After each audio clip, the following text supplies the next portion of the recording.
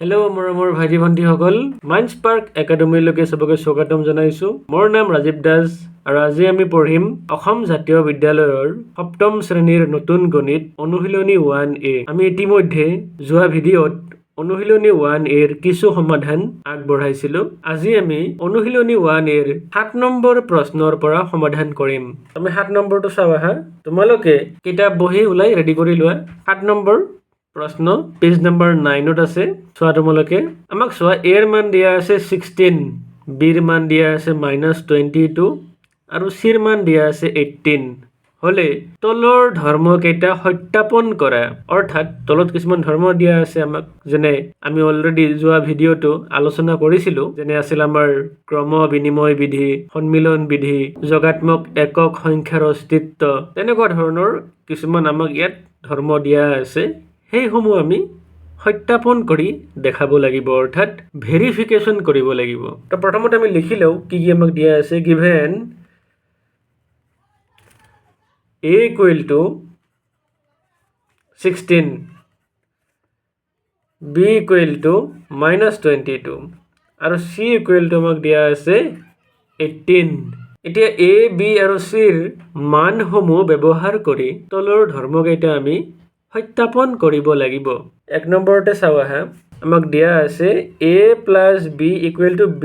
+ a বুলি আমাক দেখুৱাব দিছে। তো প্ৰথমতে আমি ইয়াত দুটা পাৰ্ট আছে নহয়, এটা আছে সমীকৰণটোৰ লেফ্ট হেণ্ড ছাইড, বাওঁ পক্ষ, আৰু এটা আছে ছাইড আমাৰ ৰাইট হেণ্ড ছাইড, সোঁপক্ষ। গতিকে আমি প্ৰথমে কি কৰিম, বাওঁ পক্ষ ল'ম আৰু সেইটো সোঁপক্ষৰ সমান হয় নে নহয় চাব লাগিব। আৰু যদি দুয়োটা সমান হৈ যায়, অৰ্থাৎ লেফ্ট হেণ্ড ছাইড আৰু ৰাইট হেণ্ড ছাইড যেতিয়া সমান হ'ব, তেতিয়া আমাৰ এই উক্তিটো সত্যাপন হৈ যাব। তো প্ৰথমতে আমি লেফ্ট হেণ্ড ছাইড লৈছোঁ। লেফ্ট হেণ্ড ছাইডত দিয়া আছে আমাক a + b, a + b। তো এৰ মান দিয়া আছে 16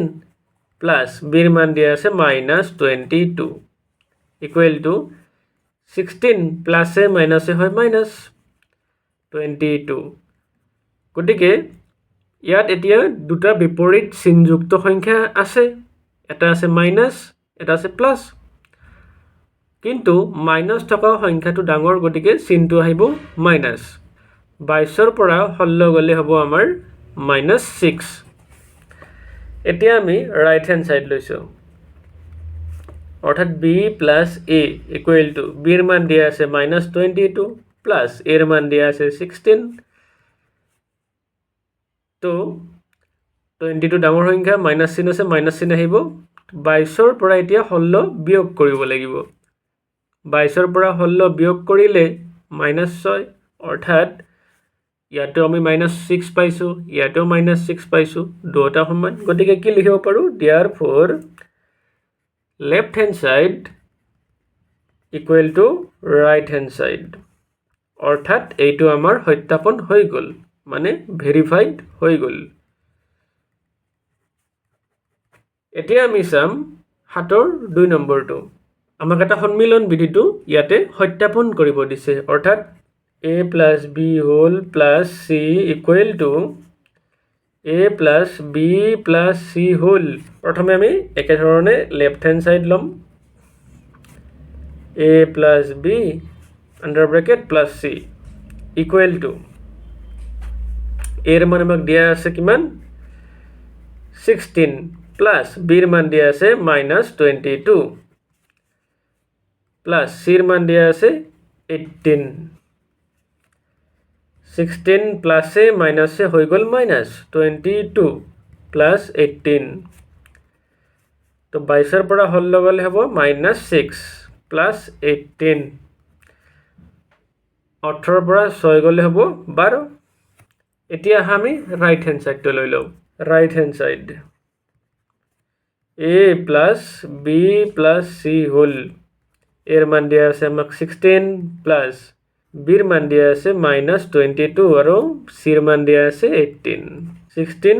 প্লাছ 22ৰ পৰা এতিয়া 18 বিয়োগ হ'ব,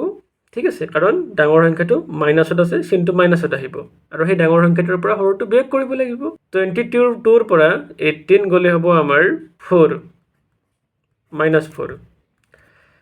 16 প্লাছে মাইনাছে -4, 16 পৰা 4 গ'লে 12 অৰ্থাৎ আমি ইয়াতেও 12 পাইছিলোঁ ইয়াতেও 12 দুটা ইকুৱেল হ'ল তাৰ মানে আমি লিখিব পাৰোঁ এতিয়া যে left hand side therefore left hand side is equal to right hand side তাৰ মানে ভেৰিফাইড হৈ গ'ল বা সত্যাপন কৰা হ'ল অসমীয়াটো এনেকৈ লিখিব পৰা যায় এতিয়া 7ৰ 3 number solution a + 0 equal to আমি a বুলি দেখাব লাগিব লেফট হেণ্ড সাইড লম একে ধৰণে a + 0 এর মানে আমাক দিয়া আছে 16 + 0 that means 16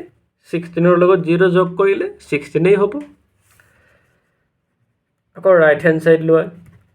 a আৰু এৰ মান দিছে 16 দুটা হৈ গ'ল ইকুৱেল that means আমি লিখিব পাৰোঁ এতিয়া therefore left hand side equal to right hand side verified হৈ গ'ল এতিয়া 7ৰ 4 number 0 + b equal to b বুলি দেখাব লাগে লেফট হ্যান্ড সাইড লোৱা 0 + b 0 + b এর মান দিয়া আছে আমাক -22 equal to 0 + মাইনাসে -22 গতিকে 0 পৰা -22 গ'লে -22 এ থাকিব right hand side equal to b b এর মান দিয়া আছে -22 দুটা সমান গতিকে আমি লিখিম লেফট হ্যান্ড সাইড therefore এটিকে left hand side equal to right hand side verified এতিয়া 7ৰ 5 number a - b not equal to b - a বুলি আমাক দেখাব লাগে গতিকে লেফট হ্যান্ড সাইড লম a - b আৰু b - a এর মান দুটা যদি সমান নহয় তেতিয়া দুটা সমান নহয় বুলি আমি ইয়াক ভেৰিফাই কৰিব পাৰিম a - b equal to এর মান দিয়া আছিল আমাক 16 মাইনাস b এর মান দিয়া আছে -22 equal to 16 মাইনাসে হৈ গ'ল +22 6 2 8 আর ফলে 2 1 3 38 পালো রাইট হ্যান্ড সাইড লম এতিয়া আমি b - a equal to b এর মান -22 আকৌ a এর মান আছে আমাক দিয়া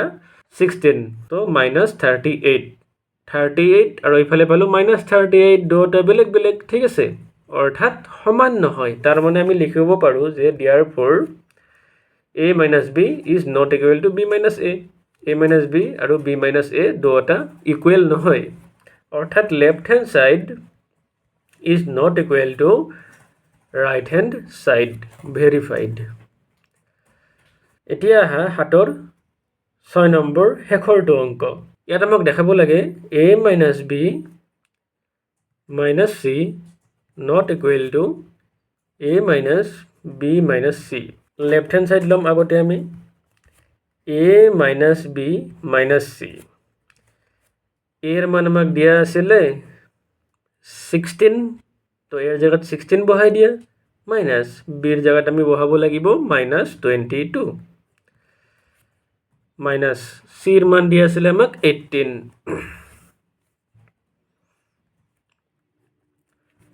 16 মাইনাসে হল +22 -18 equal to 6 2 8 2 1 3 অর্থাৎ 38 -18 38 এর পৰা 18 গলে থাকিব আমাৰ 20 এতিয়া right hand side a - b - c এর মান আমাক দিয়া আছে 16 মাইনাস b এর মান দিয়া আছে -22 আর ফলে মাইনাস c এর মান দিয়া আছে আমাক 18 equal to 16 মাইনাস দুটা একে সংযুক্ত সংখ্যা দুটা যোগ কৰা 8 2 10 শূন্য হাতে 1 2 1 3 হাতে 1 4 তো 16 মাইনাসে হ'ব +40 that means 56 অর্থাৎ ইফালে পাইছিলো আমি 20 ইফালে আমি 20 পাইছিলো আর ইফালে পালো 56 গতিকে দুটা সমান নহয় অর্থাৎ আমি লিখিব পাৰো যে left hand side is not equal to right hand side verified এতিয়া 8 নম্বৰ কেইটা 8 নম্বৰত কি কৈছে চোৱা কুৱেশ্যনটো আমি এবাৰ ভালদৰে পঢ়ি লওঁ। ইয়াত কৈছে যে তলৰ উক্তিকেইটাত কি ধৰ্ম প্ৰয়োগ হৈছে উল্লেখ কৰা। মানে কি ধৰ্মটো কি সেইটো ক'লে আমাৰ ইয়াতে এনচাৰ হৈ যাব। 1 নম্বৰ যিটো উক্তি আমাক দিয়া আছে লিখি লওঁ আহা আগতে a plus b plus c equal to a plus b plus c। এইটো কোনটো উক্তি আছিলে আমাৰ? এইটো ধৰ্ম আমি অলৰেডি যোৱা ভিডিঅ'টো আলোচনা কৰিছিলোঁ। তোমালোকে যদি সেই ভিডিঅ'টো চোৱা নাই আগতে সেইটো চাই ল'বা। তো এইটো হৈছে আমাৰ সন্মিলন বিধি বুলি কয় ইয়াক, যোগৰ সন্মিলন বিধি বা চিম্পলি সন্মিলন বিধি।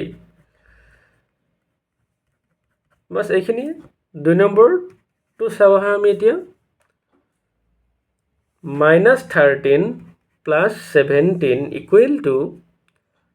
17 প্লাছ -13। অৰ্থাৎ ইয়াত কি কৰা হৈছে? ক্ৰম দুটা সাল সলনি কৰা হৈছে। মানে -13 আগতে লিখা আছিলে, এইফালে পিছত গৈ লিখিছে। এইফালে 17 পিছত লিখা আছিলে, আগত গৈ লিখিছে। অৰ্থাৎ এইটো ইফালে আনিছে আৰু এইটো এইফালে লৈ আহিছে। তাৰমানে ক্ৰম দুটা সাল সলনি কৰিছে আৰু ইয়াক আমি কওঁ ক্ৰম বিনিময় বিধি বুলি। ক্ৰম বিনিময় বিধি।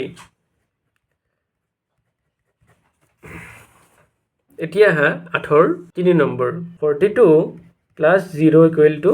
42। এইটো কি ধৰ্ম আছিলে? যেতিয়া আমি কোনো এটা সংখ্যাৰ লগত মানে যিকোনো এটা অখণ্ড সংখ্যাৰ লগত 0 এটা যোগ কৰি দিওঁ তেতিয়া সেই অখণ্ড সংখ্যাটোকেই পাওঁ। আৰু এই বিধিটো আছিলে আমাৰ যোগাত্মক একক সংখ্যাৰ অস্তিত্ব। যোগাত্মক একক সংখ্যাৰ অস্তিত্ব।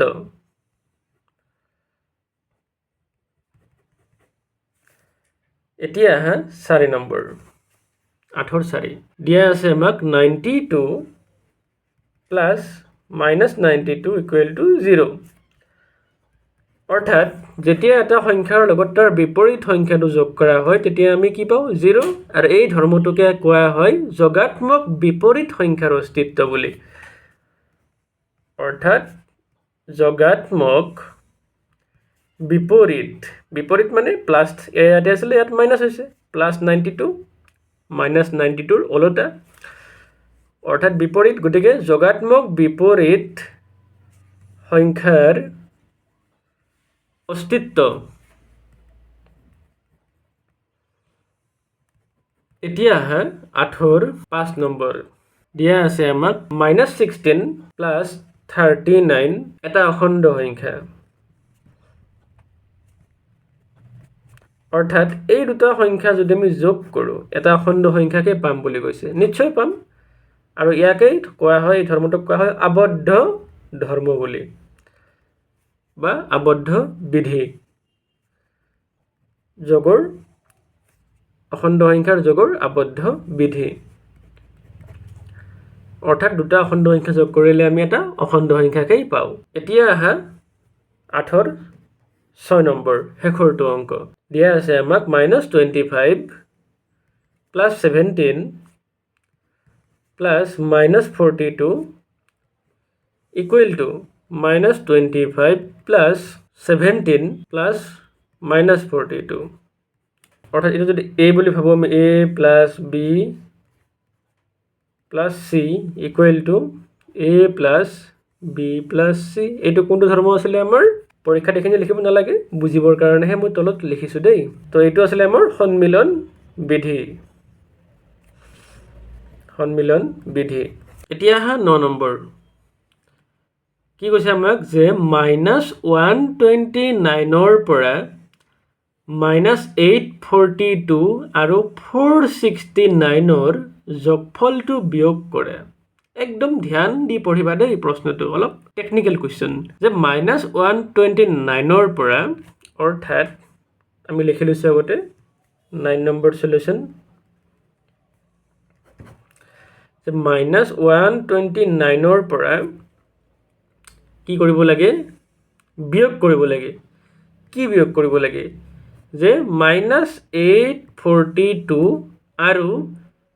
469ৰ যোগফল মানে প্লাছ দিব লাগিব ইয়াতে। 469 যোগফলটো এই মানে -842 আৰু 469 যোগফলটো -129 পৰা বিয়োগ কৰিব লাগিব ঠিক আছে তো এবাৰ এখিনি লিখি ললে আৰু কোনো প্ৰবলেম নাই তলত সমান চিন দিয়া এতিয়া -129 মাইনাস ইয়াত চোৱা দুটা সংখ্যা বিপৰীত চিনযুক্ত অৰ্থাৎ এটাত প্লাস এটাত মাইনাস কিন্তু মাইনাস সংখ্যাটো ডাঙৰ গতিকে ইয়াৰ পৰা ইটো বিয়োগ কৰিব লাগিব আৰু কো চিনটো হ'ব মাইনাস গতিকে 842 ৰ পৰা 469 মাইনাস কৰিলে হ'ব আমাৰ 2 ৰ পৰা 9 নাযায় 8 ৰ পৰা 1 ধাৰ কৰিলো 12 হল 12 ৰ পৰা 9 গলে 3 ইয়াত থাকিল 13 13 ৰ পৰা 6 গলে 7 আৰু 7 ৰ পৰা 4 গলে 3 অৰ্থাৎ 373 ইকুৱেল টু -129 মাইনাস হৈ গল প্লাস 373 আকৌ বিপৰীত চিনযুক্ত সংখ্যা কিন্তু ডাঙৰ সংখ্যাটোৰ লগত প্লাস আছে গতিকে প্লাসটো আমি নিলিখা মানে প্লাস গতিকে এতিয়া এইটোৰ পৰা এইটো বিয়োগ কৰি দিয়া 373 ৰ পৰা 129 মাইনাস কৰিলে হ'ব আমাৰ 3 ৰ পৰা 9 নাযায় 1 ধাৰ কৰিলো 13 হল 13 ৰ পৰা 9 গলে হ'ব আমাৰ 4 ইয়াত থাকিল 6 6 ৰ পৰা 2 গলে 4 আৰু 3 ৰ পৰা 1 গলে 2 অৰ্থাৎ -244 হৈ গল এটো আমাৰ आंसर এতিয়া হা 10 নম্বৰ সলিউশন কৈছে আমাক ইয়াতে 49 আৰু -67 ৰ যোগফলৰ পৰা -152 বিয়োগ কৰা অৰ্থাৎ 49 আৰু কাৰ যোগফল মানে প্লাস চিন দিব লাগিব এডাল -67 ৰ যোগফল অৰ্থাৎ -67 ইহতৰ যোগফলৰ পৰা কিবা এটা বিয়োগ কৰিব দিছে কি সংখ্যা বিয়োগ কৰিব দিছে যে -152 বিয়োগ কৰা অৰ্থাৎ -152 বিয়োগ কৰিব লাগিব এডাল বিয়োগ কৰাৰ চিন আৰু এটো সংখ্যাটোৰ বিয়োগৰ চিন ঠিক আছে দুটাৰ মাজত কনফিউজ হ'ব নালাগে ইকুৱেল টু 49 প্লাসে মাইনাসে হৈ গল -67 আকৌ মাইনাসে এতিয়া প্লাস 152 গতিকে 67 ডাঙৰ সংখ্যা চিন আছে ইয়াৰ লগত মাইনাস গতিকে ইয়াত মাইনাস চিন আহিব এতিয়া 67 ৰ পৰা 49 মাইনাস কৰিব লাগিব 67 মাইনাস 49 এক ধাৰ কৰা 17 হল 17 ৰ পৰা 9 গলে আমাৰ হ'ব 8 আৰু এফালে থাকিল 5 5 ৰ পৰা 4 গলে 1 গতিকে -18 প্লাস 152 এতিয়া 152 ৰ পৰা 18 বিয়োগ কৰিলে যিমান হয় হিমানে আমাৰ आंसरটো ওলাব 152 -18 এক ধাৰ কৰা 12 ৰ পৰা 8 গলে 4 4 ৰ পৰা 1 গলে 3 আৰু এফালে থাকিল 1 অৰ্থাৎ 134 হল আমাৰ आंसर এতিয়া হা 11 নম্বৰ সলিউশন কি দিয়া আছে যে দুটা অখণ্ড সংখ্যাৰ যোগফল -37 ইয়াৰে এটা 72 হলে আনটো কিমান মানে আনটো সংখ্যা কিমান হেতু হদিছে আমাক গটিকে আমি হেতু ধৰি লম আগতে লেট আনটো সংখ্যা সমান x প্ৰশ্নমতে কি কৈছে আমাক যে প্ৰশ্নমতে x plus এটা সংখ্যা আমাক দিয়া আছে ইয়াৰে যে 72 এই দুটা সংখ্যা যদি আমি যোগ কৰিম ইয়াৰ যোগফল হয় বুলি কৈছে আমাক -37 অৰ্থাৎ দুটা সংখ্যা যোগ কৰিলে আমি -37 পাম বুলি কৈছে ঠিক আছে এটা x এটো +72 গতিকে আমি সমান চিনৰ যেতিয়া সোঁফালে লৈ যাম এটো হ'ব মাইনাস অৰ্থাৎ -37 -72 গতিকে x ইকুৱেল টু হ'ব আমাৰ -7 2 9 আৰু 7 3 10 অৰ্থাৎ -109 তো therefore এতেকে আনটো সংখ্যা হল -109 ঠিক আছে এতিয়া হা 12 নম্বৰ সলিউশন হে কেটে 11 নম্বৰৰ নিচিনাই কি কৈছে ইয়াতে যে দুটা সংখ্যাৰ যোগফল 236 ইয়াৰে এটা -145 হলে আনটো কিমান যিহেতু আনটো নাজানো ধৰি লম আমি যে লেট আনটো সংখ্যা সমান x বুলি আমি ধৰি লৈছো দেই প্ৰশ্ন মতে আমাক কি কৈছে যে দুটা সংখ্যাৰ যোগফল অৰ্থাৎ x এটা সংখ্যা তাৰে আৰু লগতে এটা সংখ্যা আমাক দিয়া আছে কিমান যে -145 এই দুটা সংখ্যা যেতিয়া আমি যোগ কৰিম ইহঁতৰ যোগফল 236 হয় বুলি আমাক প্ৰশ্নত দিয়া আছে এতিয়া x প্লাসে মাইনাসে -145 equal to 236 x equal to 236 ইটো মাইনাস সংখ্যা -145 সমান চিহ্নৰ যেতিয়া সোঁফালে যাব তেতিয়া ইয়াত আমি যোগাত্মক বিপৰীতটো ল'ব লাগিব অৰ্থাৎ +145 হ'ব মানে চিহ্নডাল ওলোটা হৈ যায় সমান চিহ্নৰ সোঁফালে গ'লে মাইনাস থাকিলে প্লাস হয় যদি প্লাস থাকিলে হয় তেতিয়া হলে মাইনাস হলে হয় তেনেকুৱা এতিয়া x equal to 236 ৰ লগত 145 প্লাস কৰি দিয়া 6 5 11 1 7 1 4 3 7 1 8 আৰু 2 1 3 অৰ্থাৎ 381 গতিকে আমি আন্ত সংখ্যা কিমান পালো 381 এতেকে আন্ত সংখ্যা 381 ঠিক আছে এতিয়া 13 নম্বৰ প্ৰশ্নটো এবাৰ আমি ভালকে পঢ়িম দেই এটা সংখ্যা a ৰ পৰা -27 বিয়োগ কৰিলে বিয়োগফল -11 হয় a ৰ মান নিৰ্ণয় কৰা অৰ্থাৎ এবাৰ আন্ত সংখ্যা a বুলি আমাক ধৰি দিয়াই আছে প্ৰশ্নত ঠিক আছে গতিকে আৰু আমি x বা y যিকোনো ধৰিব নালাগে তো প্ৰশ্নমতে আমাক কি কৈছে যে প্ৰশ্নমতে এটা সংখ্যা a ৰ পৰা অৰ্থাৎ a ৰ পৰা যেতিয়া আমি এটা সংখ্যা বিয়োগ কৰিম কি বিয়োগ কৰিম -27 যেতিয়া বিয়োগ কৰিম তেতিয়া বিয়োগফলটো হয় -11 এনেদৰে আমাক প্ৰশ্নত কোৱা আছে ঠিক আছে আমি সমীকৰণটো বনাই লৈছো অৰ্থাৎ a ৰ পৰা যেতিয়া -27 বিয়োগ কৰা হয় ঠিক আছে a ৰ পৰা -27 টো বিয়োগ কৰা হৈছে আৰু হিহঁতৰ বিয়োগফল হয় -11 এতিয়া আমি a ৰ মানটো নিৰ্ণয় কৰিব লাগে গতিকে a ইকুৱেল টু গতিকে ইমপ্লাইজ a মাইনাসে মাইনাসে plus 27 equal to -11 a equal to -11 ইটো সমান চিহ্নৰ সোঁফালে গলে -27 হ'ব কাৰণ ইয়াতে প্লাস আছিল সমান চিহ্নৰ সোঁফালে গলে মাইনাস হ'ব a equal to -7 1 8 আৰু 2 1 3 অৰ্থাৎ -38 এৰ মান পালো আমি -38 এতিয়া আমি শেষৰ অংককিটালৈ চাও আহা 14 নম্বৰ সলিউশন তলৰ উক্তিবোৰ সত্য নে অসত্য লিখা ঠিক আছে আমি এবাৰ কিতাপতে চাই লৈছো প্ৰথমতে আমাক কোৱা আছে যে আটাইতকৈ সৰু অখণ্ড সংখ্যা 0 এইটো এটা উক্তি দিয়া আছে এইটো সত্য নে অসত্য অৰ্থাৎ ট্ৰু নে ফলছ ক'ব লাগে প্ৰথমতে আমি উক্তিকেইটা পঢ়ি লৈছো বাৰু দুটা ঋণাত্মক সংখ্যাৰ যোগফলটো এটা ঋণাত্মক সংখ্যা সি নম্বৰত কি কৈছে আমাক যে -17 is greater than -11 আৰু ডি নম্বৰত কৈছে যে 1 is greater than -20 শেষত অখণ্ড সংখ্যাবোৰে বিয়োগ প্ৰক্ৰিয়া সাপেক্ষে ক্ৰম বিনিময় বিধি মানি চলে তো এই উক্তিকেইটা সত্য নে অসত্য আমি অলপ ভালদৰে এক্সপ্লেইন কৰি চাও আহা ধৰা এডাল সংখ্যা ৰেখা তোমালোকে আগতেও পাইছা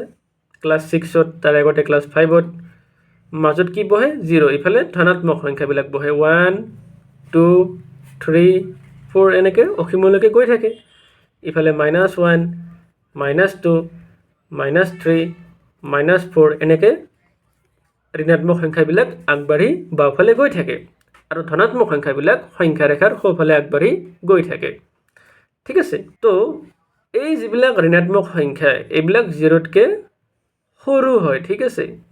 গতিকে আমি ক'ব নোৱাৰো যে 0টো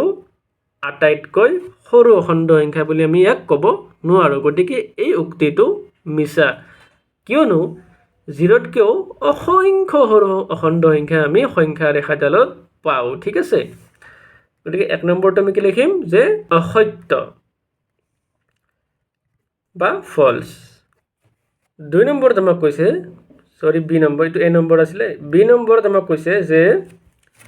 দুটা ঋণাত্মক সংখ্যাৰ যোগফলটো এটা ঋণাত্মক সংখ্যা ধৰা দুটা ঋণাত্মক সংখ্যা আছে ধৰা -2 -3 ইহঁতক যদি আমি যোগ কৰোঁ কিমান পাম -5 গতিকে এইটো এটা কি হৈ গ'ল নেগেটিভ নাম্বাৰ মানে ঋণাত্মক সংখ্যা গতিকে এইটো উক্তিটো সত্য ঠিক আছে অৰ্থাৎ দুটা যেতিয়া আমি ঋণাত্মক সংখ্যা যোগ কৰিম সিহঁতৰ যোগফলটো এটা ঋণাত্মক সংখ্যাকেই হ'ব এতিয়া সি নম্বৰটো কি দিয়া আছে আমাক যে -17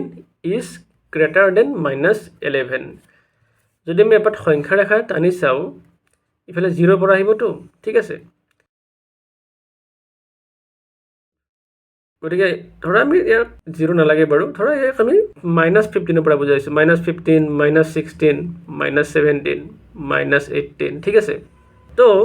বাওঁফালে সংখ্যাবিলাক যিমানেই আগবাঢ়ি গৈ থাকে সিমানেই এটা আনটোতকৈ সৰু হয় অৰ্থাৎ এইটো -16 আছে গতিকে -16টো -15তকৈ সৰু হ'ব তেনেকৈ -17টো -16তকৈ সৰু তেনেকৈ -18টো -17তকৈ সৰু অৰ্থাৎ বাওঁফালে ঋণাত্মক সংখ্যাবিলাক যিমানেই আগবাঢ়ি গৈ থাকিব সিমানেই সংখ্যাবিলাক সৰু হৈ হৈ গৈ থাকিব ঠিক আছে এতিয়া -11তকৈ যিটো -17 সেইটো -11ৰ বাওঁফালে বহিব মানে সংখ্যাটো সৰু হ'ব কিন্তু ইয়াতে কি দিয়া আছে গ্ৰেটাৰ দেনহে দিয়া আছে হ'ব লাগিছিলে লেছ দেন গতিকে এই উক্তিটো আমাৰ অসত্য হ'ব ঠিক আছে অসত্য এতিয়া আহা D number 1 is greater than -20 1 is greater than -20 গতিকে এইটো পজিটিভ নাম্বাৰ এইটো নেগেটিভ নাম্বাৰ অবভিয়াছলি এইটো সত্যই হ'ব ঠিক আছে কাৰণ এনেও তোমাৰ 1 to -20ৰ সোঁফালে বহিলে সংখ্যাবিলাক ডাঙৰ বাওঁফালে বহিলে সৰু ঠিক আছে শেষত আহা ই নম্বৰটো অখণ্ড সংখ্যাবোৰে বিয়োগ প্ৰক্ৰিয়া সাপেক্ষে ক্ৰম বিনিময় বিধি মানি নচলে গতিকে এইটো অসত্য হ'ব ঠিক আছে অসত্য কি অসত্য হ'ল কাৰণ a - b is not equal to b - a ঠিক আছে a - b is not equal to b - a সমান নহয় দুয়োটা প্লাছৰ ক্ষেত্ৰত মানি চলে মানে যোগৰ ক্ষেত্ৰত ক্ৰম বিনিময় বিধি মানি চলে কিন্তু বিয়োগৰ ক্ষেত্ৰত মানি নচলে তোমালোকে নিজে এটা উদাহৰণ লৈ পেলাই এৰ মান বা বিৰ মান যিকোনো দুটা মান লৈ পেলাই এইটো পৰীক্ষা কৰি চাব পাৰা ঠিক আছে তো ইয়াতে আমাৰ অনুশীলনী 1A শেষ হ'ল পৰৱৰ্তী ক্লাছত আমি 1B লৈ আগবাঢ়িম ধন্যবাদ